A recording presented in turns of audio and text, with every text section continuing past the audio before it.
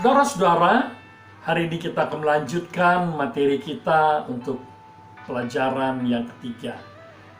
Hari ini kita mau belajar bersama, mari kita berdoa lebih dahulu. Bapa Surgawi, kami bersyukur jika pada saat ini Engkau mengajak kami kembali belajar. Oleh sebab itu, Tuhan menolong kami dengan kuasa-Mu Roh Kudus, memberikan pencerahan, sehingga kami tidak hanya untuk mengetahui, tapi menjadi pelaku-pelaku kebenaran firman. Dalam nama Yesus Kristus, kami berdoa. Amin. Saudara-saudara yang Tuhan Yesus kasihi, mari kita membuka firman Tuhan kita dari Injil Matius, pasal 28, ayatnya yang ke-19. Pasal 28, ayat yang ke-19, dituliskan demikian. Karena itu, pergilah, jadikanlah semua bangsa muridku, dan baptislah mereka dalam nama Bapa, Anak, dan Roh Kudus. Saudara-saudara, kemarin kita sudah belajar tentang menjadi murid. Meninggalkan semuanya, merelakan semuanya, dan siap untuk dibentuk. Karena murid bukan dilahirkan, tetapi dibentuk. Apa tugas seorang murid? Saudara, tugas seorang murid ini tidak gampang, yaitu menyebarkan ajaran dari Sang Guru Agung kita.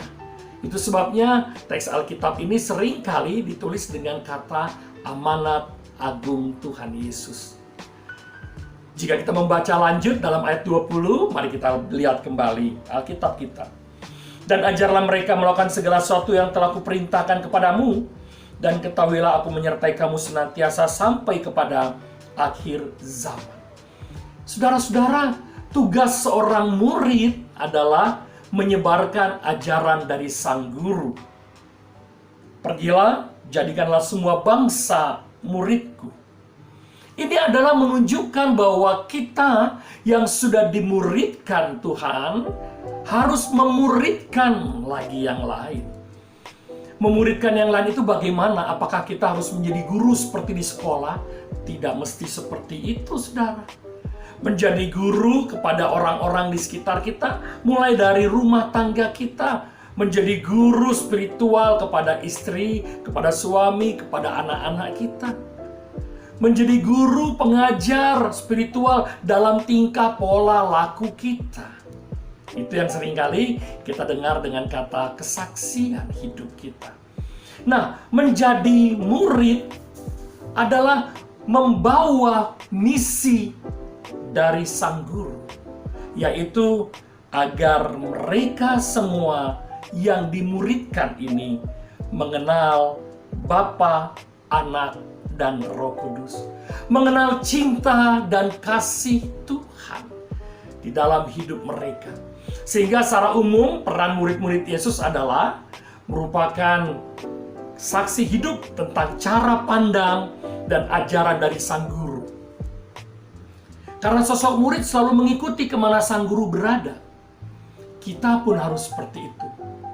Meneladani Yesus dalam kelemah lembutan, dalam penuh kasih dan cinta, pengampunan, kerelaan berkorban, dan juga mengasihi tanpa batas dan lintas batas. Kedua, secara umum peran murid-murid Yesus adalah merupakan kepanjangan tangan dari Sang Guru dalam menyampaikan pesan-pesan firman Allah, sebagaimana yang tadi sudah saya jelaskan. Dan kemudian yang ketiga, peran murid menyaksikan kuasa Allah dalam diri Sang Guru yang hadir juga dalam diri kita. Sehingga bukan saya yang ditonjolkan, tapi Sang Guru yang dimuliakan, yang hadir dalam diri Yesus dan juga hadir dalam diri kita untuk menunjukkan tentang kuasa Sang Guru tersebut. Sehingga dengan demikian, dalam bacaan Kisah Para Rasul 6 ayat 7 dituliskan, firman Allah makin tersebar dan jumlah murid di Yerusalem makin bertambah banyak. Juga sejumlah besar imam menyerahkan diri dan percaya. Mengapa? Karena ada murid-murid yang memuridkan. murid-murid Yesus yang memuridkan. Dan kita adalah hasil dari pemuritan yang pertama itu. Dan kemudian kita pun harus memuridkan yang lain. Lewat hidup kita, lewat kesaksian kita, lewat sikap kita. Nah, yang menjadi menarik saudara-saudara, bahwa kita tidak bisa sendirian.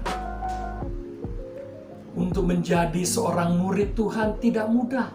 Apalagi harus mengajar orang lain, melakukan segala sesuatu yang telah kuperintahkan, kata Alkitab. Bukan hanya mengajar, tapi melakukan.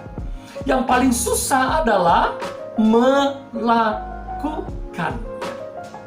Mari kita buka lagi Alkitab kita dalam ayat 19-20. Karena itu pergilah, jadikanlah semua bangsa muridku, dan baptislah mereka dalam nama Bapa, Anak, dan Roh Kudus. Oke.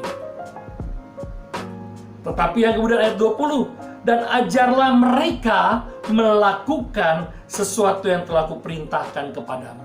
Itu berarti kita lebih dahulu harus melakukan, baru kita dapat mengajarkan.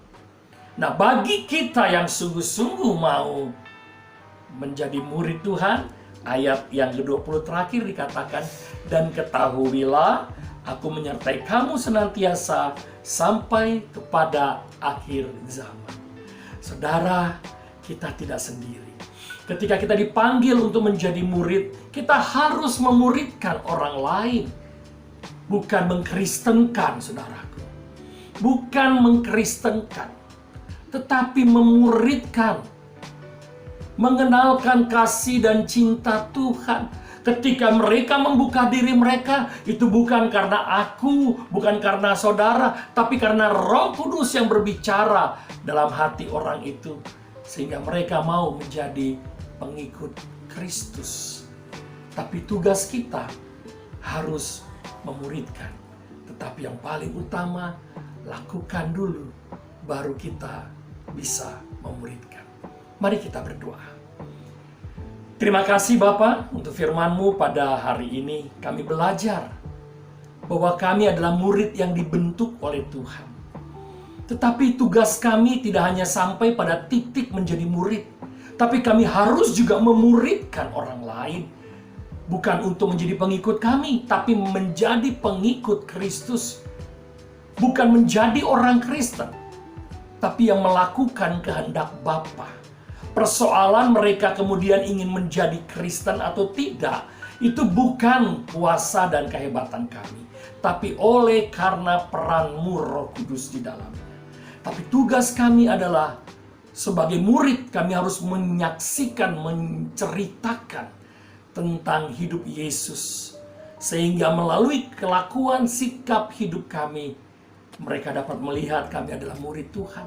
Dan dengan demikian, kami juga sudah memuridkan mereka untuk melihat cara dan gaya hidup Yesus yang hidup dalam hidup kami sebagai murid-murid-Mu ya Yesus. Terima kasih, dalam nama Yesus kami berdoa. Amin. Saudara tetap semangat, tetap andalkan Tuhan untuk menjadi murid yang melakukan kehendak-Nya. Amin.